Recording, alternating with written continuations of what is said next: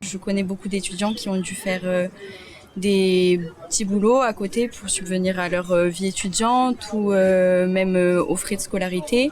Forcément, ça prend du temps qu'on n'a pas à consacrer pour les examens et tout ça, ça peut créer des inégalités entre les différents étudiants.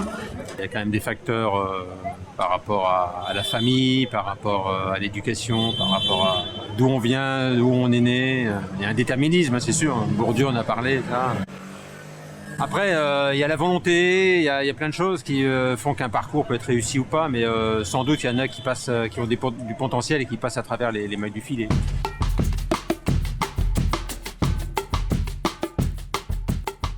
La première réaction, celle de l'étudiante, pointait le fait que parmi les étudiants, il y en avait un certain nombre qui étaient obligés de financer leurs études à travers un travail extra-étudiantin. Et évidemment, ça ne les met pas dans les mêmes conditions que ceux qui bénéficient de l'aide de papa-maman pour poursuivre leurs études. L'autre intervention était plus générale et pointait sur le fait qu'il y a en même temps des différences dans les milieux sociaux, et donc qui mènent à du déterminisme social. Il a même cité Bourdieu. Et puis d'autre part, il y a, je dirais, des variables qui sont liées à l'action des individus.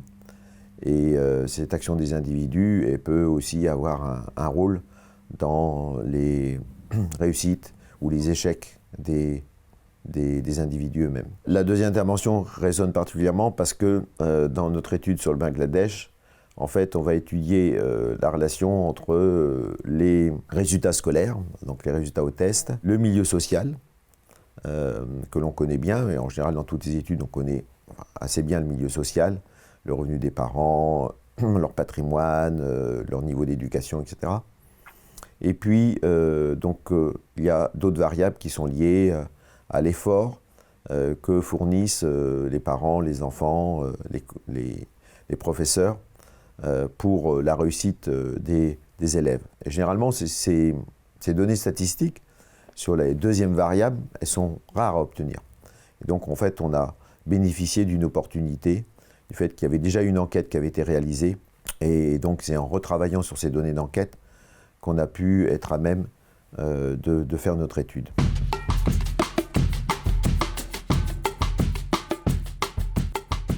Alors pourquoi c'est intéressant de regarder la situation du Bangladesh? Parce que là on a regardé le Bangladesh rural, un rural profond, où il y avait peu de différences entre les milieux sociaux. Et donc ça veut dire qu'a priori, il y a une situation où le rôle de l'effort était relativement à celle des milieux sociaux, était relativement magnifié. Et donc c'était une opportunité d'essayer de voir si on ne voyait pas mieux le rôle de l'effort que dans les études qui ont été consacrées dans des pays occidentaux. Il y a quelques études qu'on a faites, pas beaucoup, mais qui ne tendaient pas à montrer un très grand rôle de l'effort. D'une manière globale, on trouve que l'effort compte pour à peu près, disons, entre 1 tiers et 40% dans les résultats intra-école. Par contre, il joue beaucoup moins dans les différences entre écoles. Donc la différence entre écoles, parce qu'on travaille sur 300 écoles de Bangladesh, avec des écoles qui sont, disons, d'État, et puis d'autres écoles qui sont des écoles musulmanes, mais sous contrat. Ce qu'on voit, c'est que donc le milieu social, les différences de milieux sociaux impactent les différences entre écoles, mais quand on regarde les résultats à l'intérieur d'une école, eh bien ces résultats sont déterminés à 30 ou 40% par les résultats, par les différences d'efforts fournis par les gamins.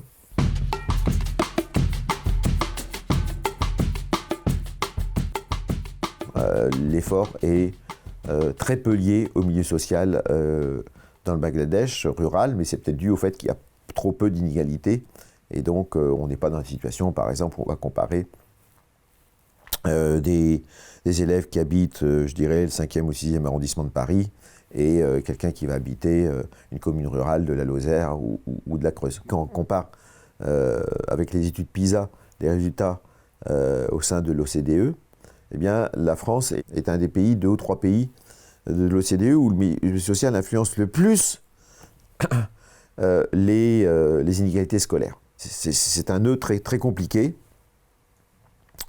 qui est lié à plusieurs causes, qui est lié d'abord, je crois, au fait que la France est un pays très centralisé qui centralise où 40% au moins ou 50% de l'élite économique et politique est concentrée sur Paris.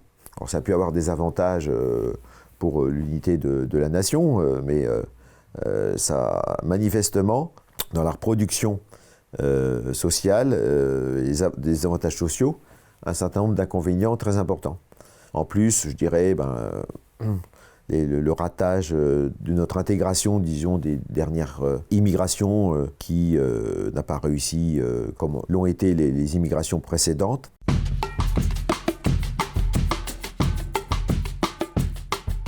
Malgré ces inégalités scolaires qui sont très importantes, eh bien, quand on regarde sur la génération qui avait 20 ans en 2010 et qui a donc 30 ans, 32 ans en 2022, on observe des phénomènes d'ascension et de descension, si je peux me permettre, qui montrent que malgré une forte, je dirais, inégalité scolaire, il y a d'autres phénomènes qui sont à l'œuvre sur le marché du travail et qui rétablissent un peu la situation, qui font que la situation n'est pas si défavorable que ça. Et ça, c'est des résultats tout à fait nouveaux. Donc je pense que c'est justement la variable qui n'est pas vue, qui est la variable d'effort, qui est la variable cachée, qui explique ces résultats. Et même si, au niveau scolaire, les résultats n'ont pas été très bons, il y a quand même des individus qui arrivent, forcément par un effort, dans le marché du travail, à trouver leur place. Mais il y aura toujours des inégalités. On sait qu'une société où tout le monde aurait la même situation n'a jamais été vécue, au sens strict. Donc, je trouve que c'est intéressant justement de dire, mais qu'est-ce que seraient ces sociétés où il y aurait beaucoup plus d'égalité et où les inégalités seraient considérées comme supportables, comme concevables, comme acceptables, et ce seraient des inégalités sans doute reliées aux différences du fait qu'il y a des gens qui fournissent plus d'efforts et puis peut-être qui ont plus de talent. Mais en tout cas, c'est une utopie, ce genre de société où l'égalité des gens soit établie et il n'y ait plus que des différences liées justement aux efforts fournis. Voilà.